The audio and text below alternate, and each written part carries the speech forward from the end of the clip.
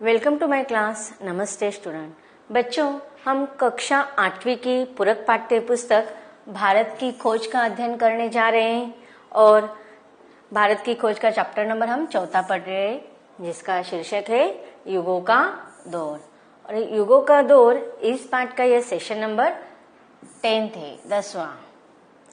इसके पहले भागों में हमने भारत का व्यापार किस प्रकार विकसित हुआ था इसके बारे में हमने जानकारी हासिल की।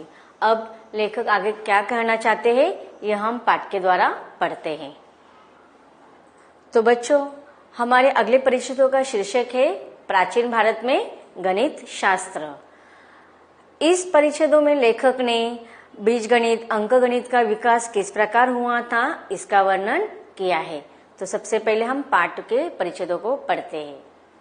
यह माना जाता है कि आधुनिक अंकगणित और बीजगणित की नींव भारत में ही पड़ी थी। तो गणित शास्त्र, जो अलग अलग शास्त्र बहुत महत्वपूर्ण माने जाते हैं, इसमें गणित शास्त्र भी बहुत महत्वपूर्ण माने जाते हैं। और लेखक कहते हैं कि गणित शास्त्र के जो अंग है बीजगणित, अंकगणित, इसकी शुरुआत हमारे भारत देश में ही हुई थी, उसकी नींव भारत में ही थी। गिनती की चौखटे का इस्तेमाल करने की फूड पद्धति, रोमन और उसी तरह की संख्याओं के इस्तेमाल ने बहुत समय तक प्रगति में बाधा दी। तो देखो, जब अंकगणित का विकास हो रहा था, बीजगणित का शुरुआत में विकास हो रहा था, तो उस समय जो गिनती करने के जो प्रकार थे या साधन थे वह आमतौर पे विकसित नहीं थे, वैज्ञानिक आधार नहीं था और आधुनिकता का नामो निशान उसमें बिल्कुल भी नहीं था। तो वह उस समय गणित का प्रयोग किस प्रकार किया जाता था? गिनती के लिए चौखटे का इस्तेमाल किया जाता था। चौखट मतलब ऐसे ही हाथ से चौखट निकाल कर उसमें थोड़े बॉक्स निकाल कर उसकी सारे गिनती की जाती थी। तो इस पद्धति को फुहड़ पद्धति लेखक ने कहा है। मतलब उसका कुछ तारतम्य नहीं होता है, उसमें कुछ सिद्धांत नहीं होते हैं, मतलब वो एक भद्दा पद्धति थी। तो इस प्रकार गणित शास्त्र का नींव डालने से पहले जब धीरे धीरे फिर उसका अध्ययन होने लगा, उसका विकास होने लगा, तो ऐसे समय में गिनती के जो चौखट करने के जो पद्धति थी, फूड पद्धति थी, तथा अन्य देशों के, विदेशों के जो रोमन अंकों का प्रयोग किया जाता था और उसी तरह की संख्याओं में इस्तेमाल करने से ये जो अंकगणित शास्त्र था उसके विकास में यह सारी चीजें उसकी प्रगति में बाधा डाल रहे थे। जबकि शून्यांक मिलकर 10 भारतीय संख्याओं ने मनुष्य की बुद्धि को इन बाधाओं से बहुत पहले मुक्त कर दिया था। तो अन्य देशों में क्या हो रहा था? गणित के विकास में बहुत बाधाएं आ रही थी, लेकिन जबकि भारत में पहले ही 10 अंकों की निर्मिति हो गई थी, उसकी खोज निकली गई। जैसे कि 1 से 9 तक ये 9 अंक माने जाते थे और जो शून्य था उसे भी अंक के रूप में ही गिना जाता था। तो ऐसे 1 से लेकर 10 जो भारतीय संख्या की निर्मिति हुई थी उसका विकास भारत में हो ही रहा था। जबकि शून्यांक मिलाकर 10 भारतीय संख्याओं ने मनुष्य की बुद्धि को इन बाधाओं से बहुत पहले ही मुक्त कर दिया था और अंकों के व्यवहार पर अत्यधिक प्रकाश डाला था। ये अंक चिन्ह से बेजोड़ थे और दूसरे देशों में प्रयोग किए जाने वाले तमाम चिन्हों से एकदम भिन्न थे। तो जिन भारतीय अंकों का उस समय में प्रयोग किया जा रहा था वह अन्य देशों के गणितों के जो चिन्ह थे या जो गणित के लिए जिन चीजों का प्रयोग कर रहे थे उसके तुलना में भारत के जो अंक थे उसकी बहुत ही बेजोड़ थे, वह कुछ अलग ही प्रकार के थे। तो इसलिए गणित शास्त्र उस समय सबसे पहले कहा जाए तो हम भारत में ही विकास हुआ था उसका। भारत में ज्यामिति, अंकगणित और बीजगणित का आरंभ बहुत प्राचीन काल में ही हुआ था। तो देखो, ज्यामिति मतलब जिस पर भूमि का परिमाण मापा जाता है, उसका कोण, तल, समतल, इन सारी चीजों का अध्ययन जिस शास्त्र में किया जाता है उसे हम ज्यामिति कहते हैं। तो ज्यामिति, अंकगणित और बीजगणित, इसका आरंभ भारत में प्राचीन काल से ही हुआ है। जैसे कि हम अगर देखते हैं तो वैदिक काल में भी उनके वेद शास्त्रों का जो लिखने की पद्धति थी या धार्मिक विधियों के लिए यज्ञ करते समय जिन आकृतियों को निकाला जाता था वह थोड़े ज्यामिति और बीजगणित से कुछ मिलते जुलते थे। इसलिए लेखक कहते हैं कि इसकी जो शुरुआत थी वह प्राचीन काल में ही हो चुकी थी। शायद आरंभ में वैदिक वेदियों पर आकृतियां बनाने के लिए एक तरह के ज्यामितीय बीजगणित का प्रयोग किया जाता था। हिंदू संस्कारों में ज्यामितिक आकृतियां अब भी आमतौर पर काम में लाई जाती है। कि देखो, हिंदू संस्कारों मतलब हिंदू के कुछ कार्य होते हैं, धार्मिक कार्य होते हैं, ऐसे समय पर बहुत सारे ऐसे विधियां होते हैं कि जिसमें ज्यामितिक आकृतियों का उपयोग आज भी किया जाता है। जैसे कि अगर कुछ यज्ञ करना होता है तो इस प्रकार के कुछ चिन्ह निकाल के ऐसे धार्मिक संस्कार पूरे किए जाते हैं, आमतौर पर काम में लाई जाती है।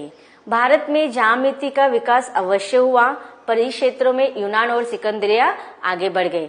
जबकि लेखक कह रहे हैं कि भारत में ज्यामिति का विकास अवश्य हुआ है, लेकिन उससे ज्यादा विकास उसका यूनान और सिकंदरिया के द्वारा उस समय वहां पर अधिक हो रहा था। अंकगणित और बीजगणित में भारत आगे बना रहा। जिसे शून्य या कुछ नहीं कहा जाता है वह आरंभ में एक बिंदी के या नुक्ते की तरह था। तो देखो, 1 से 10 अंकों में 1 से 9 अंक तो हमें पता, लेकिन जो शून्य का प्रयोग किया जाता था उसका वह एक तो शून्य के रूप में या उसका कुछ नहीं, इस प्रकार आधार मानकर गणित शास्त्र में उसका प्रयोग किया जाता था। तो सबसे पहले उसका जो चिन्ह था वह नुक्ते के रूप में था या बिंदी के रूप में, लेकिन आगे उसने एक छोटे वृत्त का रूप धारण कर लिया। उसे किसी भी और अंक की तरह एक अंक समझा जाता था। तो शून्यों को भी अंक के रूप में प्रयोग भारत में कर रहे थे। जैसे कि देखो, हमें पता है 10 यूनिट्स, इसमें किस प्रकार से उसके अलग अलग शून्य के साथ अंक जोड़ दो, अलग अलग शून्य अगर बढ़ते हैं तो उसकी परिमाण भी बढ़ता है। शून्यांक और स्थान मूल्य वाली दशमलव विधि को स्वीकार करने के बाद अंकगणित और बीजगणित में तेजी से विकास करने की दिशा में कपाट खुल गए। तो इस प्रकार देखो, एकम, दशम, ऐसे फिर एक एक शून्य का अंक बढ़ देने से उसकी स्थान निश्चिति या उसकी कीमत भी, मूल्य भी बढ़ जाता है। तो इस प्रकार उस समय बीजगणित और अंकगणित का विकास तेजी से हो रहा था। बीजगणित पर सबसे पहले प्राचीन ग्रंथ ज्योतिर्विद आर्यभट्ट का है, जिसका जन्म 427 में हुआ था। आर्यभट्ट का बीजगणित से संबंधित, गणित शास्त्र से संबंधित ग्रंथ है आर्यभट्टमम। उसमें उन्होंने गणित के उपयोग के जो क्रियाकलापों के जो अलग अलग सिद्धांत है, सूत्र है, उनका बहुत विस्तार से वर्णन किया है। तथा आर्यभट्ट यह जो है वह एक खगोल शास्त्र भी थे। उन्होंने गणित शास्त्र के साथ साथ खगोल शास्त्र में भी विकास किया था। और पृथ्वी गोल घूमती है, उसका पहला निश्चितीकरण आर्यभट्ट ने ही किया था। भारतीय गणित शास्त्र में अपना महत्वपूर्ण नाम आगे फिर भास्कर का भी आता है, जिसका समय है 522 का। इसके बाद ब्रह्मपुत्र है जिसका समय है 628 ईस्वी सन का। ब्रह्मपुत्र प्रसिद्ध खगोल शास्त्री भी था, जिसने शून्य पर लागू होने वाले जो नियम है उसकी निश्चितता ब्रह्मपुत्र ने की थी। तो गणित शास्त्र में सबसे महत्वपूर्ण नाम ज्योतिर्विद आर्यभट्ट का आता है। उन्होंने आर्यभट्टम नामक ग्रंथ की रचना की थी, जिसमें गणित शास्त्र के अलग अलग सूत्र और सिद्धांतों का, गणित के प्रयोग, अंकों का प्रयोग किस प्रकार करने हैं, इसका विश्लेषण विस्तार के रूप में दिया है। तथा आर्यभट्टम खगोल शास्त्रज्ञ भी माने जाते हैं। उन्होंने खगोल शास्त्र में बहुत सारे किताबें भी लिखी है और पृथ्वी गोल घूमती है, इसका पहला नियम भी उन्होंने ही ढूंढा था। उसके बाद भारतीय गणित शास्त्र में अगला महत्वपूर्ण नाम लिया जाता है भास्कर का, जिनका कालावधि है 522 ईस्वी सन। उसके बाद ब्रह्मपुत्र, जिनका है 628 ईस्वी सन का कालावधि माना जाता है। ब्रह्मपुत्र यह भले ही गणित शास्त्र भी थे लेकिन एक खगोल शास्त्री भी माने जाते हैं और उन्होंने शून्य पर लागू होने वाले नियमों की निश्चितता की और इस क्षेत्र में और अधिक उल्लेखनीय प्रगति की। इसके बाद अंकगणित और बीजगणित पर लिखने वाले गणित तज्ञों की परंपरा बहुत मिलती है। इनमें अंतिम महान नाम भास्कर द्वितीय का है, जिसका जन्म 1114 ईस्वी सन में हुआ था। उसने खगोल शास्त्र, बीजगणित और अंकगणित पर क्रमशः 3 ग्रंथों की रचना की है। अंकगणित पर उनकी पुस्तक का नाम है लीलावती, जो स्त्री का नाम होने के कारण गणित की पुस्तक के लिए थोड़ा विचित्र लगता है। विश्वास किया जाता है कि लीलावती भास्कर की पुत्री थी, जो कि इसका कोई प्रमाण नहीं मिलता है। लेकिन यह जो लीलावती जो गणित से संदर्भित पुस्तक है, उसकी शैली सरल और स्पष्ट है तथा छोटी उम्र के बच्चों के लिए पढ़ने के लिए, उनको समझने के लिए यह किताब बहुत ही उपयुक्त है। इसलिए यह पुस्तक संस्कृत के विद्यालयों में आज भी बहुत हद तक या कुछ कम हद तक अपनी शैली के विशेष शैली के कारण आज भी विद्यालयों में यह जो लीलावती गणित से संबंधित किताब है वह रखी जाती है। इसका प्रयोग विद्यालयों में किया जाता है।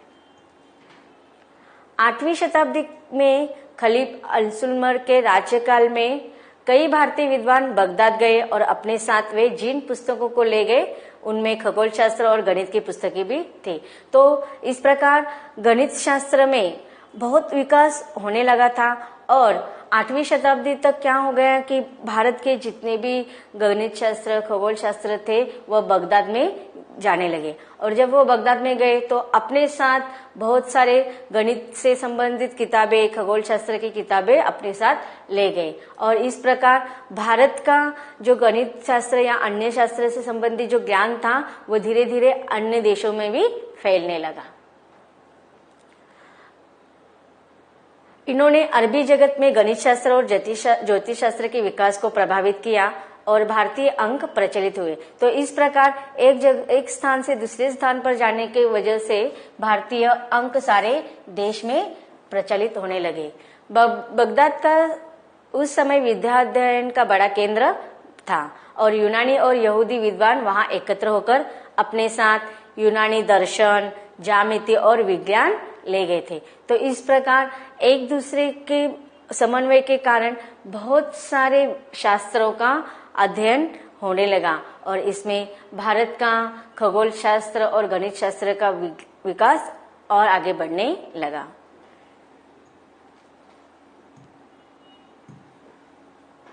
मध्य एशिया से स्पेन तक सारी इस्लामी दुनिया पर बगदाद के सांस्कृतिक प्रभाव महसूस किया जा रहा था और अरबी अनुवादों के माध्यम से भारतीय गणित का ज्ञान इस व्यापक क्षेत्र में फैल गया था। तो इस प्रकार देखो, जो भारत के जो बहुत सारे गणित वैज्ञानिक थे वह क्या कर रहे थे, वहां पर जा रहे थे और उन्होंने फिर चंद्रगुप्त ने भी भारत के जो ग्रंथ है गणित से संबंधित, खगोल शास्त्र से संबंधित, उनका अरबी में अनुवाद किया और इस प्रकार भारत के गणित का ज्ञान व्यापक क्षेत्र में बढ़ने लगा। अरबी जगत से यह नया गणित संभवतः स्पेन के मूल विश्वविद्यालय के माध्यम से यूरोपीय देशों में पहुंचा और इससे यूरोपीय गणित की नींव पड़ी। यूरोप में इन नए अंकों का विरोध हुआ। तो शुरुआत में देखो, जब भी नए देश में जाते थे तो इन अंकों का विरोध होना स्वाभाविक था। इनके आमतौर पर प्रचलन में कई सौ वर्ष लगे। इनका सबसे पहला प्रयोग जिसकी जानकारी मिलती है 1134 ईस्वी सन में सिसिली के एक सिक्के में हुआ। तो देखो, उस समय जो सिक्के थे उस पर गणित का प्रयोग किस प्रकार होता था, इसका ज्वलंत उदाहरण उस समय मिला था। ब्रिटेन में इसका पहला प्रयोग 1490 ईस्वी सन में हुआ। तो इस प्रकार भारत का गणित शास्त्र का प्रयोग अन्य देशों में भी होने लगा था।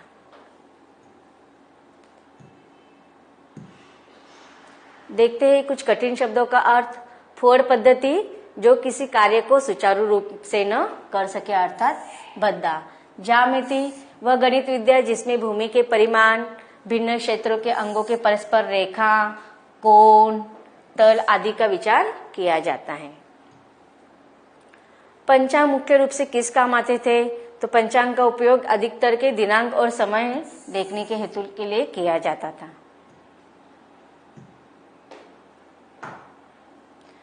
भारत में किस यंत्र निर्माण में सबसे अधिक उन्नति की?